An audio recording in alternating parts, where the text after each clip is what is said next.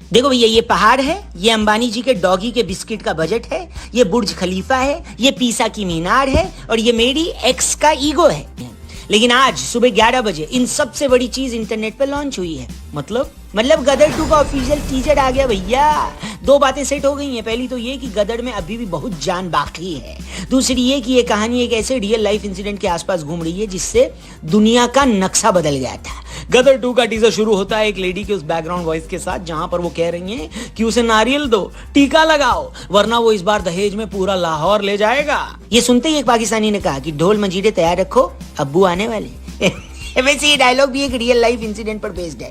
कहा जाता है कि एक प्रेस कॉन्फ्रेंस में एक पाकिस्तानी महिला पत्रकार ने तब के प्रधानमंत्री भारत रत्न अटल बिहारी वाजपेयी जी से पूछा कि सुना है आप कुंवारे हैं, मैं आपसे शादी के लिए तैयार हूं, लेकिन मुझे मुंह दिखाई में कश्मीर चाहिए। इसके जवाब में अटल जी ने कहा था कि मैं शादी के लिए तैयार हूं, मुझे भी दहेज में पूरा पाकिस्तान चाहिए, दे पाएंगी आप? उसके बाद उन पत्रकार महोदया का एक ही कहना था, मेरी जबान टूट गई।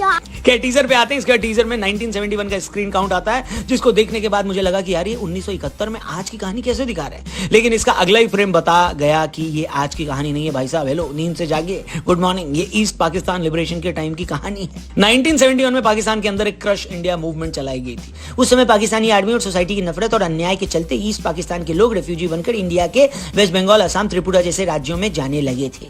दुनिया की परवाह न करते हुए तब भारत सरकार और chief of defence staff the legendary Sam Manekshaw की लीडरशिप में ईस्ट पाकिस्तान को पाकिस्तान से अलग किया गया। उस समय इंडिया वर्सेस पाकिस्तान की वॉर भी डिक्लेयर हो गई थी और एक नए देश का जन्म हुआ जिसे हम आज बांग्लादेश कहते हैं। टीजर में उसी समय के इंसिडेंट को लिया गया है, जहां पर इस सीन के बाद एंट्री होती है सनी पाजी की। अब सनी देओल की एंट्री है तो वो सॉलिड होगी ही, एक्शन से भरी होगी, खतरनाक होगी, एक नंबर होगी ही। और मैं सोच रहा हूं कि ये फिल्म जब थिएटर में रिलीज होगी तो क्या इसमें पठान से 100 गुना ज्यादा बवाल मचेगा? लोग ज्यादा चिल्लाएंगे क्या? स्पेशली इसमें वो लोग भी चिल्लाएंगे जो गदर 1 के टाइम पर थिएटर में गए थे और उस टाइम पर उस एज के थे जिस टाइम पर आज का मिलेनियल है पठान की एज वाला। क्या समझे नहीं समझे? तो आप जरा कमेंट करके बताना कि आपका इस पे क्या रिएक्शन था।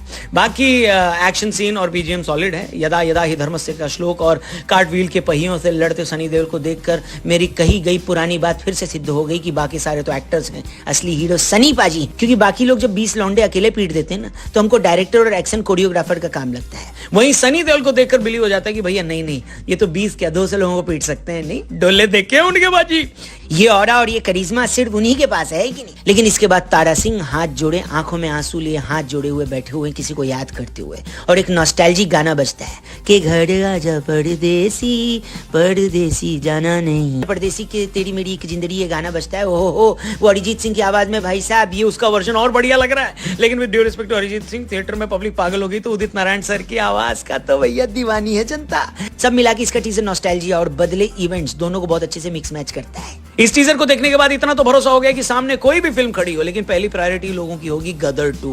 गदर के टाइम पे लगान जैसी बड़ी फिल्म थी, इसके बावजूद गदर इंडस्ट्री के ऑल टाइम ब्लॉकबस्टर लिस्ट में आती है। इस फिल्म में वो सारा मसाला है। इसके आगे रणबीर के एनिमल के साथ अक्षय कुमार की ओ माय गॉड भी रिलीज हो रही, यानी ये 3 वे क्लैश है। अब बाजी कौन मारेगा ये 11 अगस्त को पता चल जाएगा। लेकिन गदर 2 को अच्छे से एग्जीक्यूट किया गया तो एक बार फिर से इमॉर्टल मूवी हमको मिलने वाली है। आपका क्या कहना है? कमेंट सेक्शन में कमेंट करके बताना।